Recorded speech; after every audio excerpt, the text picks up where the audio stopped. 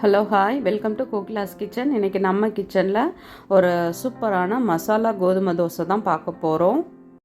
நம்ம வழக்கமாக செய்கிற கோதுமை தோசை மாதிரி இல்லாமல் இந்த கோதுமை தோசை ரொம்பவே டிஃப்ரெண்ட்டாக இருக்கும். வாங்க எப்படி செய்கிறதுன்னு பார்க்கலாம்.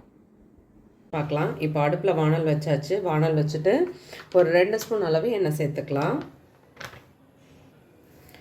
இப்போது நான் ஒரு பெரிய வெங்காயம், 2 தக்காளி, நல்லா பழுத்த தக்காளியை பொடி பொடியாக கட் பண்ணி எடுத்திருக்கேன். இப்போ எண்ணெய் சூடாகட்டும்.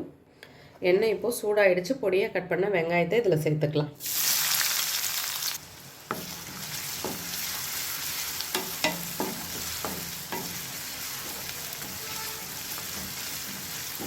இதிலே வெங்காயத்துக்கு தேவையான அளவு உப்பு சேர்த்துக்கலாம்.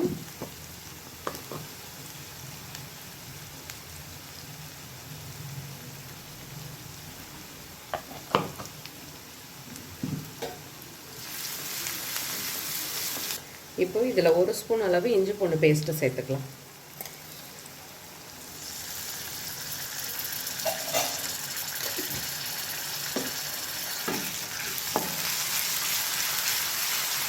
இப்போது இதோட பச்சை வாசனை போனதும் நம்ம பொடியாக கட் பண்ணி வச்சுருக்க தக்காளி சேர்த்துக்கலாம்.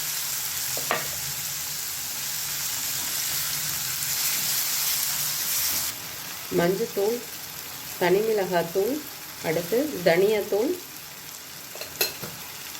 கரம் மசாலா, இது எல்லாத்தையும் இப்போ நல்லா மிக்ஸ் பண்ணிக்கலாம்.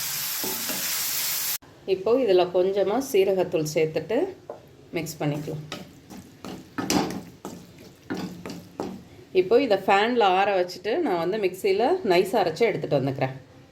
இப்போது இந்த ஆறின மசாலாவை நான் மிக்ஸி ஜாரில் போட்டுட்டு வேணும்னா கொஞ்சமாக தண்ணி விட்டுக்கலாம். நம்ம நிறையா மசாலா இருந்ததுன்னா அதுவே நல்லா நைஸாக அரைஞ்சிரும். கொஞ்சமாக இருக்கிற பட்சத்தில் கொஞ்சமாக தண்ணி சேர்த்துட்டு அதை நல்லா நைஸாக அரைச்சி எடுத்துக்கலாம். இப்போது இதை எல்லா மசாலாவையும் நான் நைஸாக அரைச்சிட்டேன். இது எல்லாத்தையுமே ஒரு பாத்திரத்தில் சேர்த்தாச்சு. இப்போது ஒரு 1/2 கப் அளவு கோதுமை மாவு, 1 ஸ்பூன் பச்சரிசி மாவு, ரெண்டுத்தையும் கலந்து எடுத்து வச்சுருக்கேன். அதுதான் இந்த விழுதில் சேர்த்துக்கிட்டேன். இப்போ இதில் தண்ணி ஆட் பண்ணணும். மிக்ஸி ஜாரில் இருந்த நம்ம அரைச்ச மசாலாவோட தண்ணியே இதில் சேர்த்துக்கிட்டேன். இப்போது மாவுக்கு எவ்வளோ தண்ணி தேவையோ அந்த அளவுக்கு சேர்த்துட்டு இப்போ இதை மாவு நல்லா கரைச்சி எடுத்துக்கலாம். கரண்டி வச்சோ இல்லை கை வச்சோ நீங்கள் கரைச்சிக்கோங்க. கரைச்சிட்டு வழக்கமாக எப்படி நம்ம தோசை ஊற்றுவோமோ அதே மாதிரி ஊற்றிக்க வேண்டியதுதான். தண்ணி ஜாஸ்தி சேர்க்க வேண்டாம். ரொம்ப தண்ணி சேர்த்துட்டோம்னா அது உங்களுக்கு ரொம்ப தோசை சுடுறதுக்கு ரொம்ப சிரமமாக இருக்கிற மாதிரி இருக்கும்.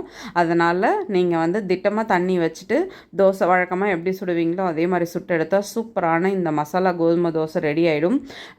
நார்மலாக கோதுமை தோசைன்னு சொன்னால் யாருமே வேண்டான்னு சொல்லிடுவாங்க, சாப்பிட மாட்டாங்க.